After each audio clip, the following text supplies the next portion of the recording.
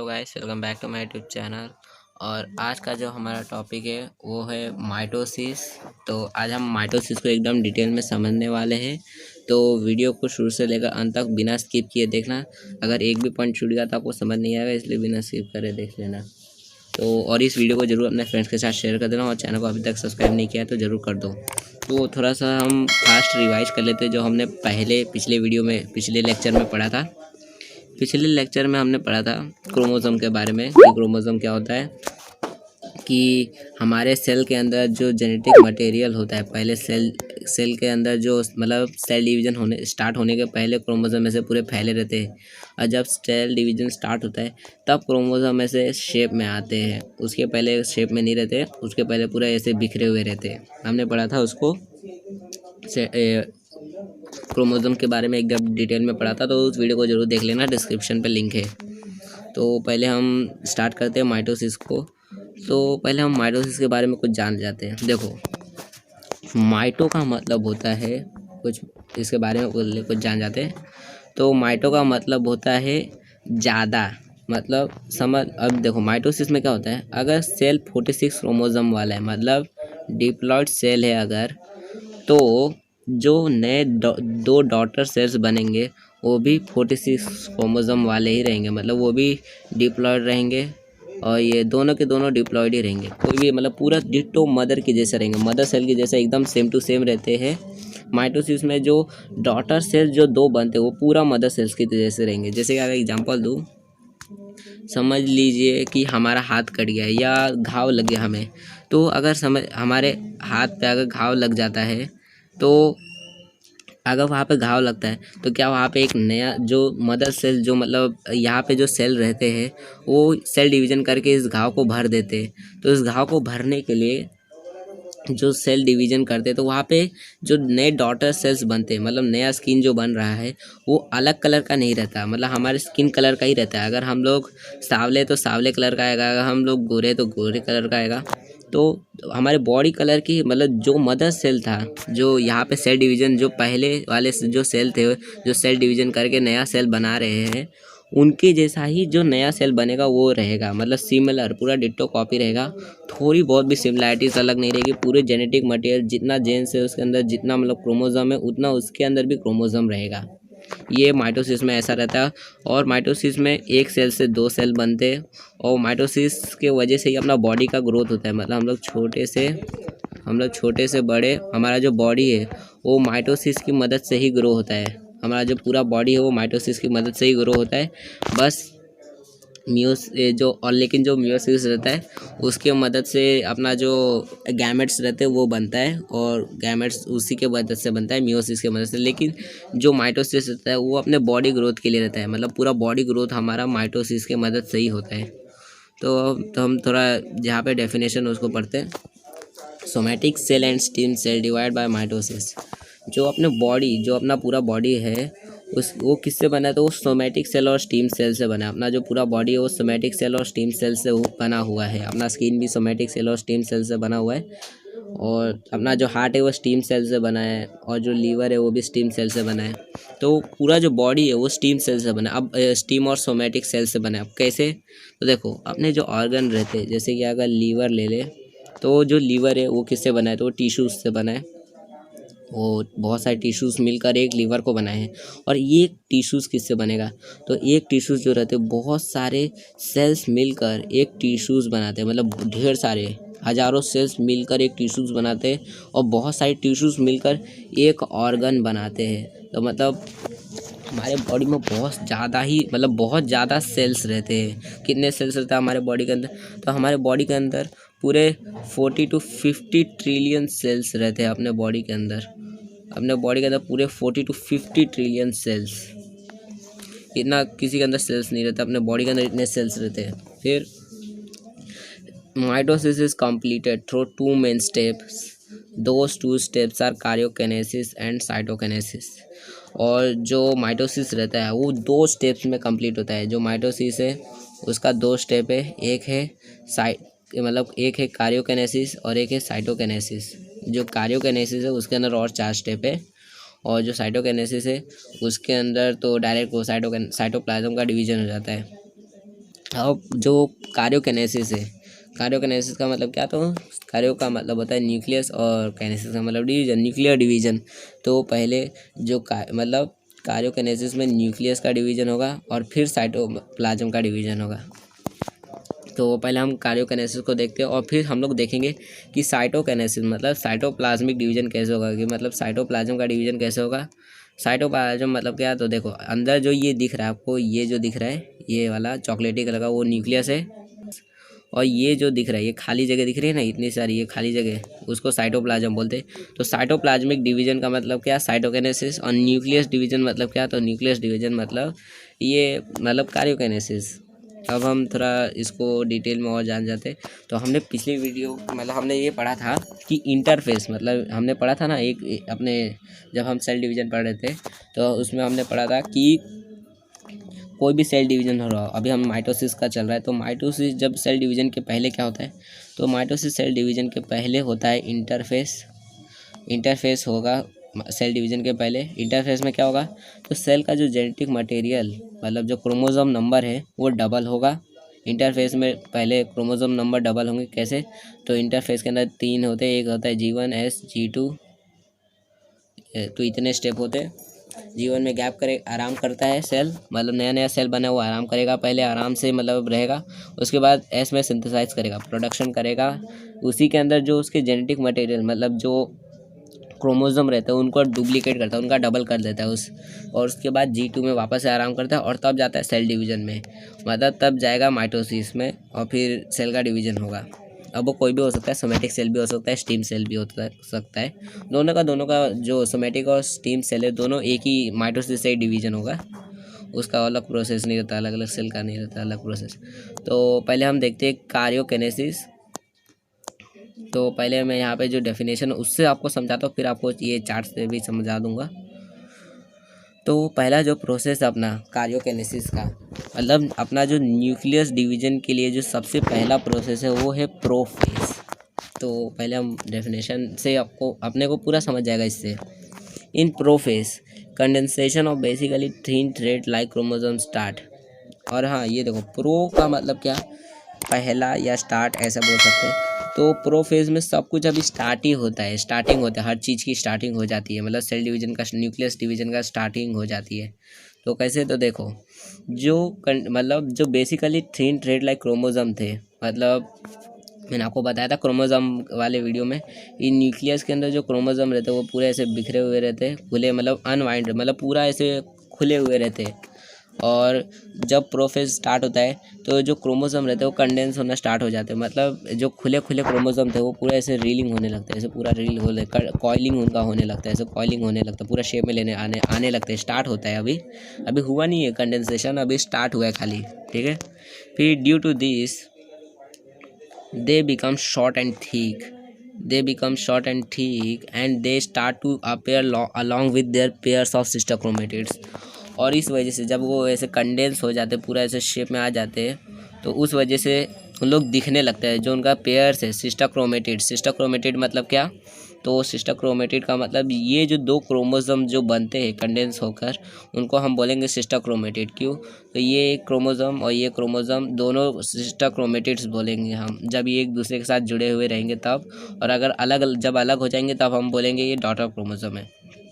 तो हम आगे देखेंगे, पहले इतना देख लेते हैं कि अब ये सिस्टर क्रोमेटिड जो बन चुके हैं अब वो दिखने लगेंगे। क्यों दिखने लगेंगे, तो अब ये एकदम मोटे हो गए हैं, मतलब अब एकदम कॉइलिंग होने लगेगा तो मोटे ही होंगे ना, मतलब एकदम मोटा हो जाएगा, रस्सी एकदम मोटा रस्सी जैसे हो जाएंगे।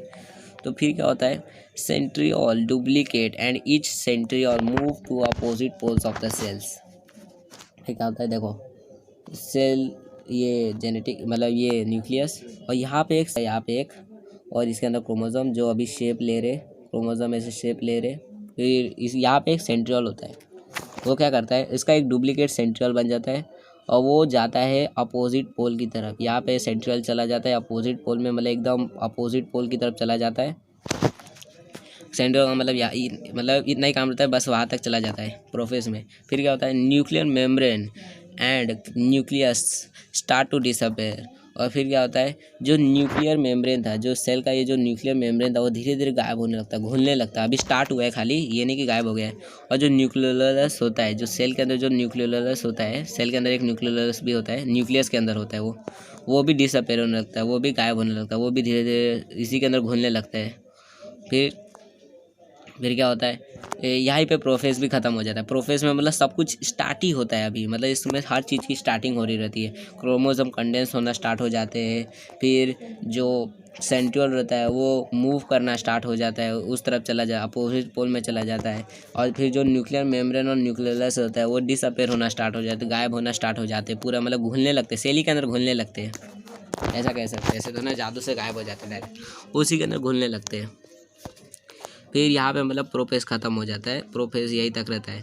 फिर आगे देखते हैं अपना जो मेटाफेस है उसको देखते हैं। फिर मेटाफेस, तो अब हम अपना अगला स्टेप देखते हैं जो है मेटाफेस। अब मेटाफेस में क्या होता है, तो मेटाफेस का पहले हम डेफिनेशन देख लेते हैं, उससे समझ आएगा। न्यूक्लियर मेम्ब्रेन कम्प्लीटली डिसअपेयर इन मेटाफेस। जो अपना न्यूक्लियर मेम्ब्रेन था, जो सेल का यहाँ पे न्यूक्लियर मेम्ब्रेन था, वो कम्प्लीटली डिसअपेयर हो जाता है, मतलब पूरी तरह सब गायब हो जाता है। मेटाफेस में पूरी तरह से वो गायब हो जाता है, घुल जाता है उसी के अंदर, सेल के अंदर अब दिखता ही नहीं, वो पूरी तरह से गायब हो जाता है वो जो न्यूक्लियर मेम्ब्रेन था, और न्यूक्लियस भी उसी के अंदर गायब हो जाता है। फिर यहाँ पे मेटाफेस में मतलब पूरी तरह से गायब, एकदम डिसअपेयर। फिर chromosome complete the condensation and become clearly visible along with their sister chromatids. और जो क्रोमोसोम थे वो अब पूरी तरह से अब दिखने लगेंगे। क्यों दिखने लगेंगे, तो अब मतलब अब कोई सेल मेम्ब्रेन नहीं है, तो अब पूरी तरह से एकदम विजिबल हो गए। और जो उनका कंडेंस हो रहे थे पूरे, मतलब ऐसे शेप लेते हैं, अब वो पूरी तरह से अब शेप में आ चुके हैं, अब पूरी तरह से कंडेंस हो चुके हैं। प्रोफेस में अभी स्टार्ट हुए थे अभी, और लेकिन मेटाफेस में अब पूरी तरह से कंडेंस हो चुके हैं। All chromosome are arranged parallel to equatorial plane of the cell. और जितने भी क्रोमोसोम रहते हैं वो इक्वेटोरियल प्लेन में एकदम पैरेलल खड़े हो जाते हैं, एकदम मतलब ऐसे सीधे सीधे हो जाते हैं। जो क्रोमोसोम रहते हैं वो सेल के अंदर एकदम सेल के पोल में एकदम सेंट्रल में एकदम खड़े हो जाते हैं, लाइन वाइज अरेंज हो जाते हैं, पैरेलल। फिर स्पेशल टाइप ऑफ फ्लेक्सिबल, और मतलब कैसे क्रोमोसोम खड़े हो जाते हैं तो वो दिखाता हूँ। देखो, जो क्रोमोसोम रहते हैं वो ऐसे एकदम अरेंज हो जाते हैं, ऐसे क्रोमोसोम्स ऐसे मतलब ऐसे 46 रहते हैं, तो ऐसे अरेंज हो जाते हैं पैरेलल, एकदम क्रोमोसोम का ऐसे ऐसे एकदम बीच लाइन में ऐसे अरेंज हो जाते हैं parallel to the equatorial plane के हिसाब से, मतलब एकदम अरेंज हो जाते हैं बीच में, इसलिए इसको मेटा बोलते हैं। मेटा का मतलब क्या, मेटा का मतलब होता है मिडल फेस, मतलब एकदम क्रोमोसोम जो रहेंगे वो एकदम मिडल में आ जाते हैं मेटा फेस में।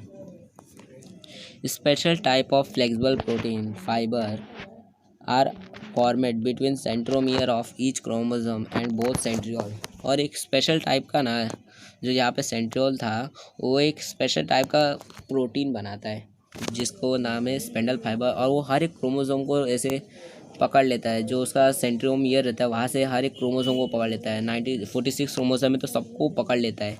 ये जो मतलब दोनों दोनों जो सेंट्रियोल है वो दोनों सबको 90 मतलब 46 क्रोमोसोम को सेंट्रोमियर को पकड़ लेता है। जो ये अपना जो सेंट्रियोल रहता है, 2 सेंट्रियोल है ना, तो वो दोनों के दोनों ऐसे स्पेंडल फाइबर फेंकते हैं, रस्सी के जैसा रहता है वो, हर एक क्रोमोसोम के पास जाता है और पकड़ लेता है उसके सेंट्रोमियर के पास, मतलब अटैच हो जाता है वहाँ पे। एक स्पेशल टाइप का फ्लेक्सिबल प्रोटीन रहता है वो। फिर यहाँ पे मेटाफेस भी ख़त्म हो जाता है। मतलब मेटाफेस में क्या होता है, मेटाफेस में जो क्रोमोसोम रहते हैं वो एकदम मिडल में अरेंज हो जाते हैं, और जो सेंट्रियोल रहते हैं वो स्पेंडल फाइबर फेंक देते हैं हर एक क्रोमोसोम, और वो अटैच हो जाता है सेंट्रोमियर के साथ। फिर वहीं पे मेटाफेस भी ख़त्म। फिर आता है एनाफेस। अब एनाफेस में क्या होता है, in anaphase centromere split and thereby sister chromatids of each chromosome separate and they are pulled apart in opposite direction with the help of spindle fibers।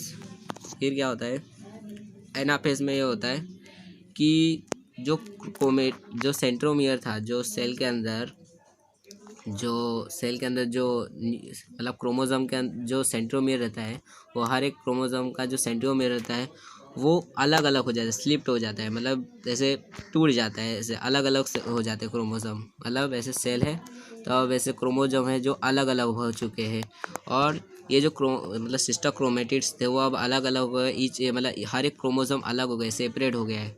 और वो क्या जो क्रोमोसोम थे वो अलग अलग डायरेक्शन की तरफ खींचे जा रहे हैं। मतलब ये मतलब स्पेंडल फाइबर फेंका था ना, तो हर एक क्रोमोसोम को पकड़ता है। और क्या पकड़ के करते हैं, तो देखो यहाँ पे जो आप मैंने क्रोमोसोम में बताया था, जब मैं क्रोमोसोम को एकदम डिटेल में बता रहा था एक पिछले वीडियो में, तो यहाँ पे एक रहता है काइनेटोकोर। तो उसकी मदद से मतलब होता है, काइनेटोकोर क्या करता है, डिवाइड करने का काम करता है। तो उसकी मदद से ये डिवाइड हो जाते हैं। वैसे तो आपके सिलेबस में नहीं है, आपके सिलेबस बस इतना है कि ये स्पाइनल फाइबर फेंकता है और खींच लेता है। तो फिर क्या होता है, ये इधर फेंकता है रस्सी, मतलब स्पाइनल फाइबर फेंकता है और इसके साथ अटैच हो जाता है। और फिर क्या होता है, क्रोमोसोम घींच जाते हैं, मतलब अलग अलग हो जाते हैं, टूट, यहाँ का जो सेंट्रोमियर रहता है वो अलग अलग हो जाता है, सेपरेट हो जाते हैं क्रोमोसोम, और स्पाइनल फाइबर की मदद से और अपोजिट डायरेक्शन में चले जाते हैं, घिंचा जाते हैं। फिर separate sister chromatid are called as daughter chromosome. और जो अलग अलग सिस्टर क्रोमेटिड्स है, मतलब ये अब ये जो क्रोमोसोम्स है इसको हम सिस्टर क्रोमेटिड्स बोलेंगे। मतलब ये जो अलग अलग क्रोमोसोम है, ये क्रोमोसोम और ये क्रोमोसोम, अब हम इनको सिस्टर क्रोमेटिड्स नहीं बोलेंगे, अब हम इनको डॉटर क्रोमोसोम बोलेंगे। अब ये दो नए नए डॉटर क्रोमोसोम बने हैं, इसलिए हम दोनों को डॉटर क्रोमोसोम बोलेंगे। और chromosome being bullet appear like bunch of banana. और जो क्रोमोसोम रहते हैं उनको ऐसे खींचा जाता है जैसे कि वो बंच है, मतलब केले का नहीं ऐसे बंच रहता है पूरा गुच्छा, तो वैसे ही पूरे क्रोमोसोम ऐसे घिंचाने लगता है अपने अपोजिट पोल पे। और फिर in this way each set of chromosome reach at two opposite poles of the cell. और वैसे मैं इसका मतलब भी बताने वाला हूँ, एनाफेज का भी। और हर एक जो क्रोमोसोम रहता है वो अपोजिट पोल में चला जाता है, मतलब यहाँ पे एक सेंट्रियल और यहाँ पे एक सेंट्रियल, और जो क्रोमोसोम रहता है वो अपोजिट पोल्स में चले जाते हैं। जितने भी क्रोमोसोम रहते हैं 46 क्रोमोसोम, वो अलग अलग होकर जो डॉटर क्रोमोसोम जो बनते हैं वो अलग अलग पोल्स में चले जाते हैं। मतलब इनका जो सेट है, मतलब इनका जो ग्रुप है और ये जो ग्रुप है, दोनों के दोनों अपने अपने ग्रुप में चले जाते हैं, मतलब अपोजिट पोल में चले जाते हैं।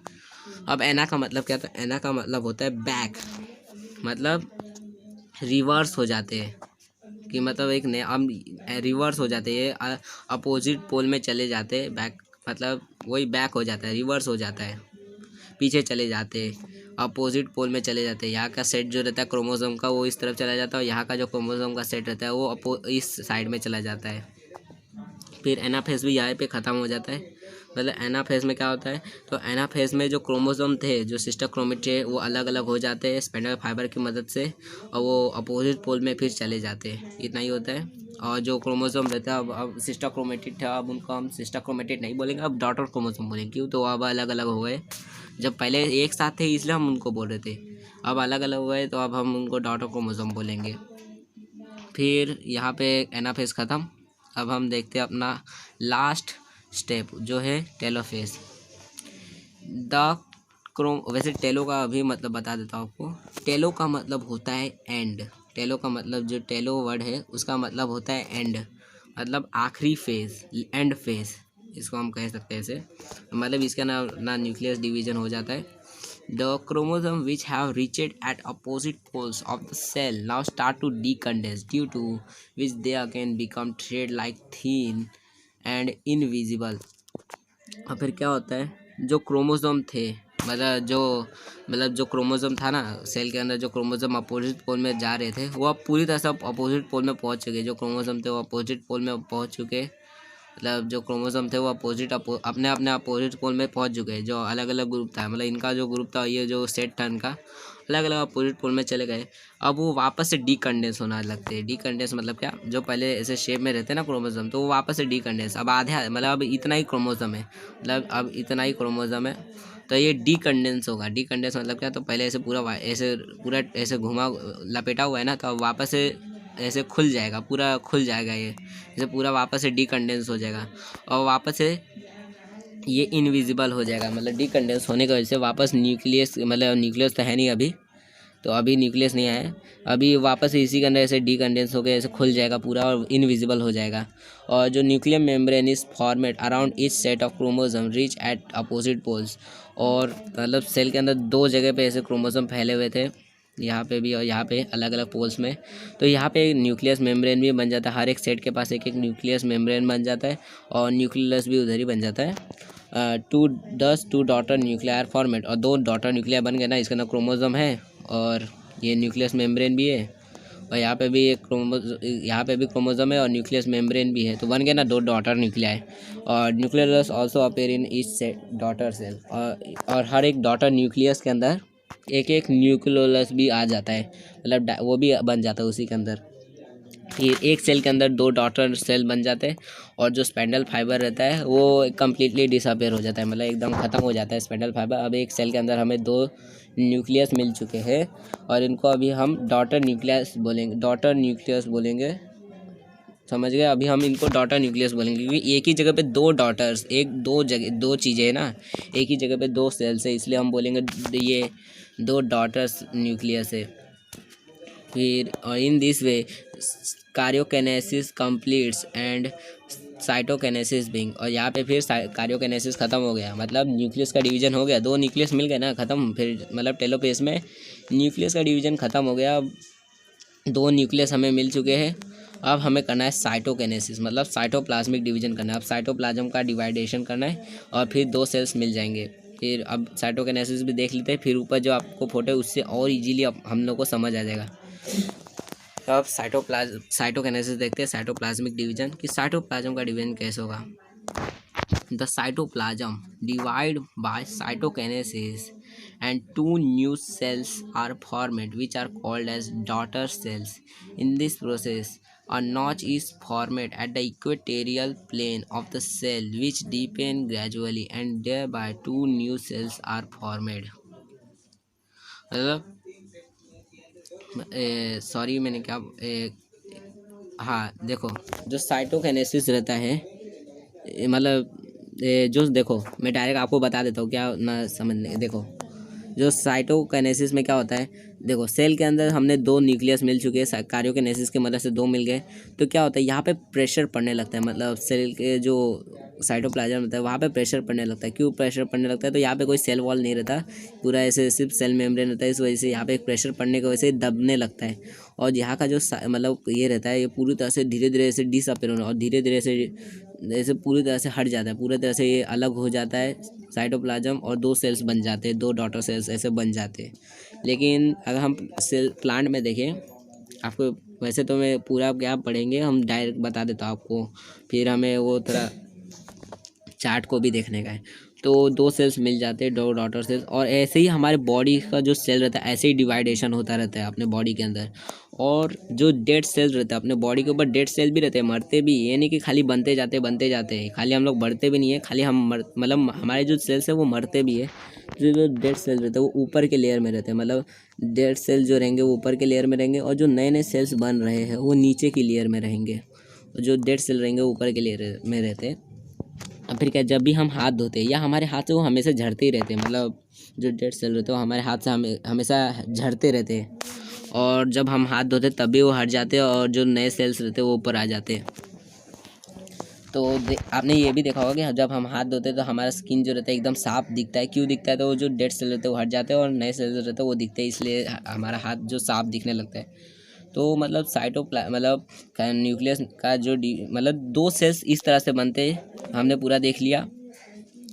लेकिन जो प्लांट में मतलब साइटोकाइनेसिस जो है वो खाली हमारे जो जिसमें न्यूक्लियस मेम्ब्रेन रहता है खाली उसमें नहीं होता, जो जिस साइटोकाइनेसिस प्लांट में भी होता है ना, सारे सेल्स में होता है वो साइटोकाइनेसिस और कार्योकाइनेसिस। लेकिन जो प्लांट रहता है उसके पास सेल मेम्ब्रेन नहीं रहता, उसके पास सेल वॉल रहता है जो उसके प्रोटेक्टिव कवरिंग करता है, मतलब बाहर से कोई प्रेशर आने नहीं देता है। तो उस वजह से यहाँ पे कोई प्रेशर पड़ने ना नहीं पड़ता है, मतलब उस वजह से यहाँ पे कोई प्रेशर ही नहीं पड़ता है। मतलब 2 इसके अंदर सेल है, लेकिन इसके अंदर कोई प्रेशर ही नहीं पड़ेगा तो कैसे होगा, मतलब इसका डिवीजन ही नहीं होगा ना। तो ये कैसे होगा, तो इसके अंदर इसलिए इसके अंदर क्या होता है, इसके अंदर नोच बनने के मतलब जो यहाँ पे बनता है ऐसे बनता है ना, इसको नोच बोलते हैं, यहाँ के हिस्से को नोच बोलेंगे। लेकिन प्लांट सेल के अंदर नोच नहीं बनता, उसके अंदर क्या होता है, उसके अंदर एक सेल प्लेट बन जाता है, एक स्लिप बन जाता है, सेल प्लेट बन जाता है, और फिर डिवाइड होता है। सेल प्लेट बनने के बाद डिवाइड होता है, ये मतलब सेल वॉल भी बनना चाहिए ना साथ में। तो ऐसे होता है सेल, मतलब सेल जो अपना प्लांट सेल रहते हैं उसके अंदर ऐसे सेल डिवीजन होता है, साइटोकाइनेसिस उसके अंदर ऐसे होता है। तो हमने पूरा अभी देख लिया, कार्योकाइनेसिस भी देख लिया, साइटोकाइनेसिस भी देख लिया। अब थोड़ा ड्रॉ से मतलब जो ऊपर चार्ट दिए उससे देख लेते। तो मैं स्क्रॉल डाउन करता हूँ, रुको। तो हाँ, अपने फ्रेंड्स के साथ इस वीडियो को ज़रूर शेयर कर देना और चैनल को सब्सक्राइब भी कर देना, ताकि जब मैं अपना नेक्स्ट वीडियो अपलोड करूँ, अपना मियोसिस का नेक्स्ट वीडियो, तो उसकी नोटिफिकेशन आपको सबसे पहले मिल जाए। तो देखो हमने क्या देखा है, कोई भी सेल, मतलब अभी माइटोसिस चल रहा है ना, माइटोसिस में पहले जेनेटिक मटेरियल डबल होगा, क्रोमोसोम जो रहेंगे वो डबल हो जाएंगे और वो 4n हो जाएंगे। ठीक है, यहाँ तक हमने देखा है। इंटरफेस है ये पूरा इंटरफेस, ये पूरा का पूरा इंटरफेस है। फिर क्या होगा, फिर आगे देखते हैं। फिर होगा प्रोफेस। तो सबसे पहले होगा प्रोफेस। प्रोफेस में क्या होगा, कंडेंसेशन ऑफ क्रोमोसोम, मतलब कंडेंस होंगे सारे क्रोमोसोम, सारे के सारे क्रोमोसोम्स कंडेंस होने लगेंगे और जो सेंट्रियोल रहेगा वो डुप्लीकेट होकर एक साइड में चला जाएगा, पोल बन जाएगा, मतलब अपोजिट पोल में चला जाएगा यहाँ तक। और जो न्यूक्लियस मेम्ब्रेन रहेगा वो धीरे धीरे डिसअपेयर होने लगेगा, और जो न्यूक्लियस रहेगा वो न्यूक्लियोलस भी रहेगा वो भी डिसअपेयर होना स्टार्ट हो जाएगा। और फिर जो मेटाफेस रहता है, मेटाफेस में क्या होता है, तो मेटाफेस में जो न्यूक्लियस मतलब सेल जो रहता है उसके अंदर जो मेटा का मतलब क्या, जो क्रोमोसोम रहेंगे वो एकदम मतलब इक्वेटोरियल प्लेन में एकदम अरेंज हो जाते हैं, और जो सेल मेम्ब्रेन रहता है वो भी एकदम डिसअपेयर हो जाता है मेटाफेस में। और जो सेंट्रियोल रहता है वो स्पाइंडल फाइबर फेंकता है हर एक क्रोमोसोम के पास, जितने भी क्रोमोसोम रहते हैं सबके पास स्पाइंडल फाइबर फेंक देता है, कि मतलब उसको खींचने का रहता है ना, सेंट्रियोल को अपनी तरफ खींचता है वो क्रोमोसोम को, इसलिए वो स्पाइंडल फाइबर फेंकता है। और कोई भी नया सेल्स बनता है उसके अंदर, नया सेल्स जो रहता है उसके अंदर इतना ही मतलब क्रोमोसोम रहता है, आधा ही हिस्सा रहता है, आधा पूरा ऐसा नहीं रहता, क्योंकि ये जो आधा हिस्सा है वो उसका डुप्लीकेट है।